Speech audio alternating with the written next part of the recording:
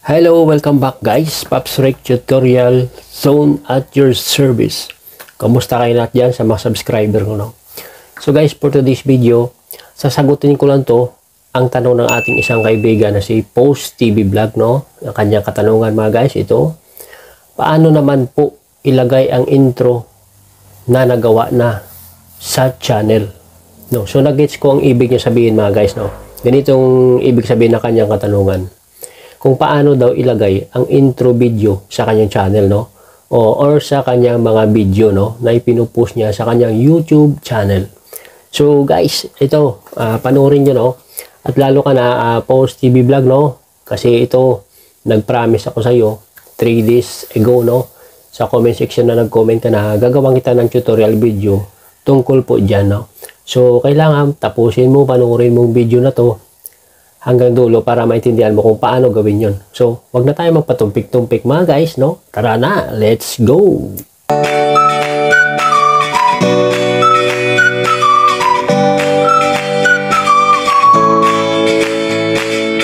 Yun na guys, balik na tayo sa ating channel, no? Umpisa na natin kung paano maglagay ng inyong intro video sa inyong mga channel, no? So, start na tayo guys. So, unang-una, kailangan mayroon tayong CapCut na apps, no? Gaya nito. So kung wala pa kayong CapCut, mag-download lang kayo sa Play Store, no? For free, no? Walang bayad yan. So masaya tayo dyan. And then, pagkatapos nyo guys, pupunta na tayo sa ating CapCut. So pagkatapos nyo guys, na-click natin yung CapCut, click natin ang New Project.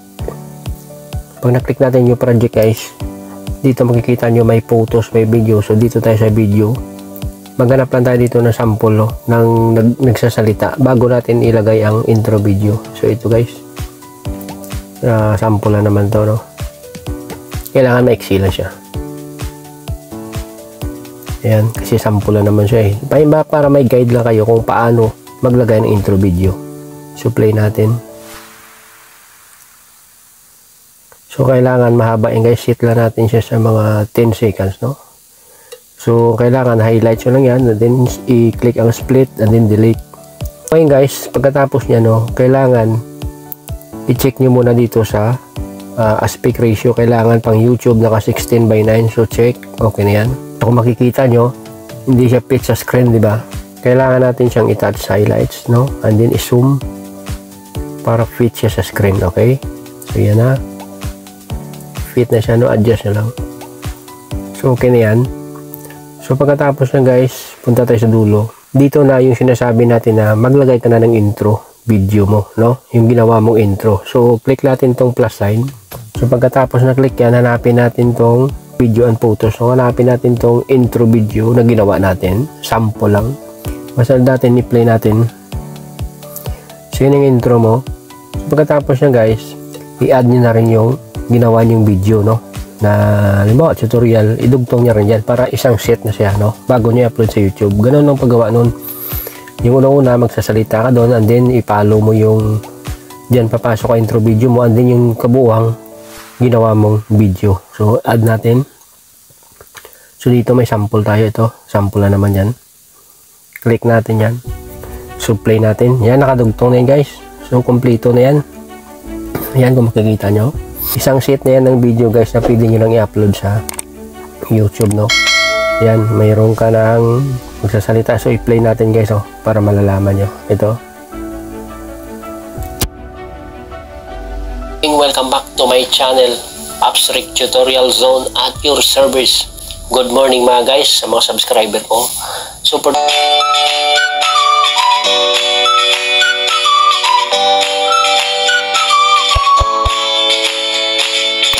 Hello guys, welcome back to my channel. So for today's video, ituturo ko na sa inyo kung paano gumawa ng intro video sa YouTube, no?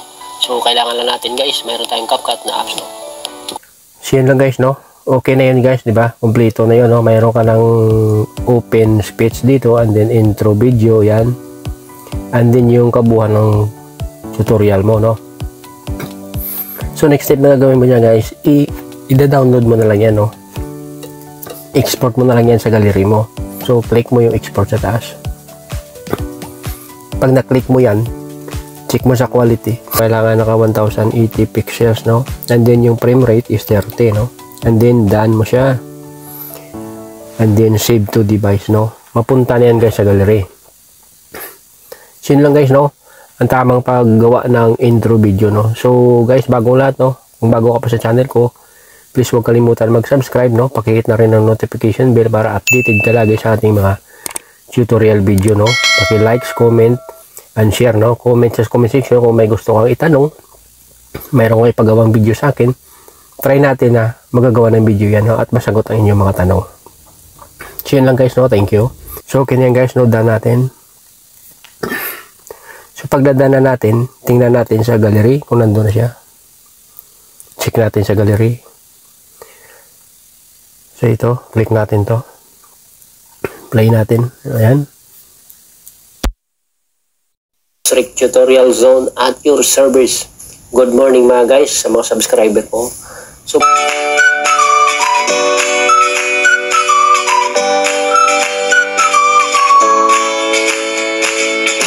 hello guys, welcome back to my channel. So for today's video, So ganun lang guys. Ganun lang ang gagawin nyo at ganun lang kadali, no. Basta gawin nyo lang yan sa CapCut apps, no, kasi dyan ang the best na editing, no, kompleto and free yan guys, no. So ganun lang guys, no, sa ating kaibigan kay Post TV Vlog, no, sana nakuha mo ang tutorial ko na to. At least may idea ka na kung paano maglagay ng intro video sa channel mo at sa mga video mo na i-upload pa sa YouTube, no, for the coming days na mag-upload ka ng video, no. Sana masaya ka na sa aking tutorial ngayon at nasagot ko na yung katanungan mo, no. So guys, no, huwag kalimutan, no, kung bago pa kayo sa aking channel, mag-subscribe na, no. Pakihit na rin ang button bell para updated kayo sa ating mga bagong tutorial video na in-upload, no, every week. And then paki-likes, comment, and share sa comment section. Kung may tatanong kayo, magtanong kayo, huwag kayo mahiya, no, kasi ako wala naman akong hiya. And then isa-isa nating sasagutin yan mga guys, no, at ipaliwanag ko sa inyo ng mabuti para maintindihan nyo. So see you